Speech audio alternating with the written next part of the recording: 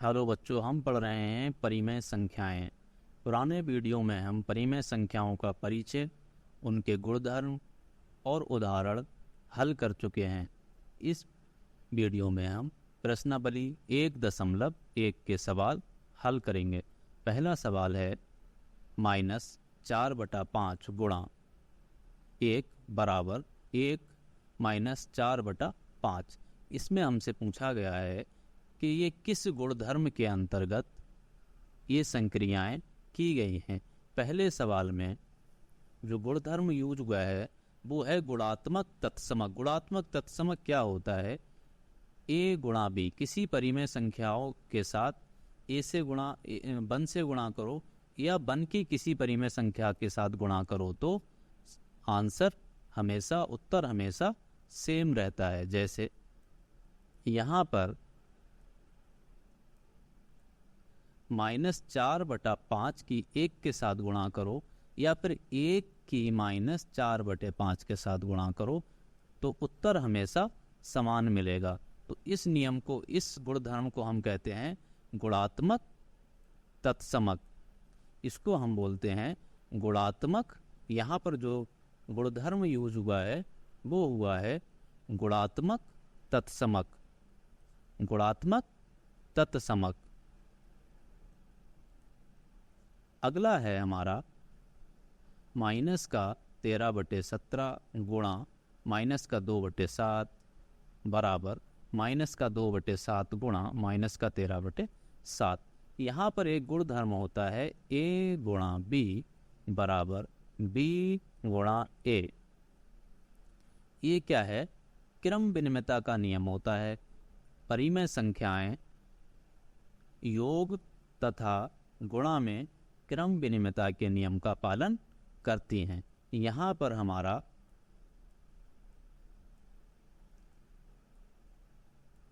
यहाँ पर जो a है वो है -13/17 और b जो है हमारा वो है -2/7।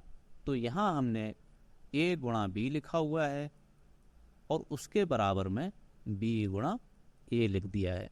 तो यहाँ पर जो हमारा नियम लगा है, जो परिमेय संख्याओं का गुणधर्म लगा है वो क्या है? वितरकता का नियम।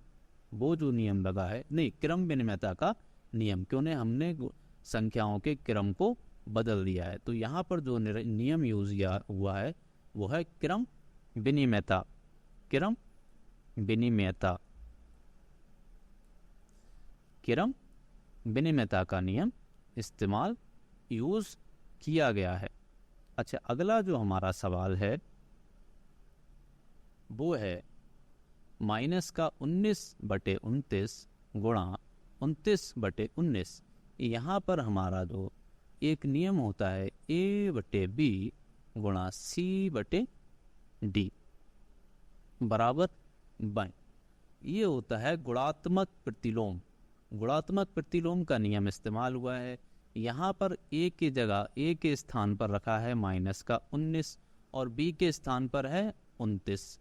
c के स्थान पर है -29 और d के स्थान पर है, c के स्थान पर है 29 और d के स्थान पर है -19।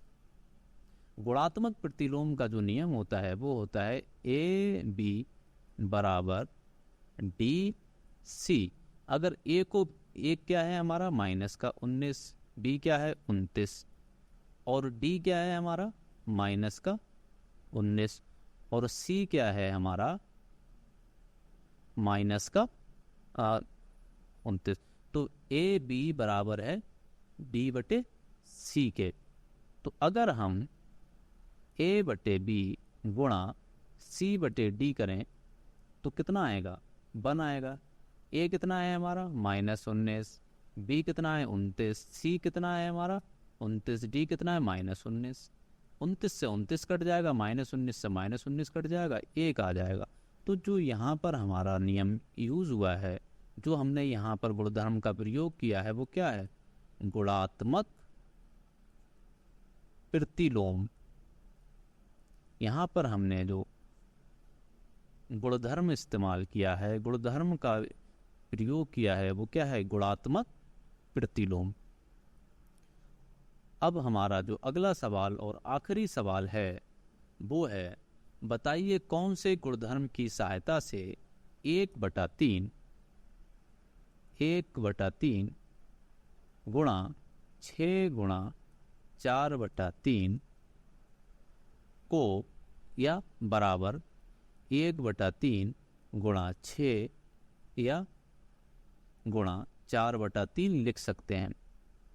अगर हम a बराबर मान ले 1/3, b बराबर मान ले 6 और c बराबर मान ले 4/3, तो एक हमारा नियम होता है सहचार्यता का नियम। सहचार्यता का नियम क्या कहता है, a गुणा b गुणा c बराबर होगा a गुणा b c के। ये हमारा सहचार्यता का नियम कहता है। तो हम क्या करें, पहले a गुणा b गुणा c लिख लें। a के स्थान पर हमने क्या किया है, 1/3 गुणा b के स्थान पर क्या है हमारा 6 है और c के स्थान पर क्या है हमारा 4/3। अब हमने क्या किया, a और b को एक कोष्ठक में ले लिया, किस नियम के अंतर्गत, सहचार्यता के गुणधर्म के अंतर्गत। तो a है 1/3 और b है 6 और c को हमने बाहर निकाल दिया जो है 4/3। तो यहाँ पर जो गुणधर्म, परिमेय संख्याओं का जो गुणधर्म यूज हुआ है वो है सहचार्यता। हमने सहचार्यता का नियम इस्तेमाल यूज करके, सहचार्यता का नियम इस्तेमाल करके हमने इस सवाल को हल किया है। ठीक है, और सहचार्यता का नियम योग में और गुणा में ही लगाया जा सकता है। ठीक है, यहाँ पर हमारी परिमेय संख्याएं समाप्त होती हैं। अब अगले वीडियो में हम कक्षा 8 का चैप्टर नंबर 2 शुरू करेंगे।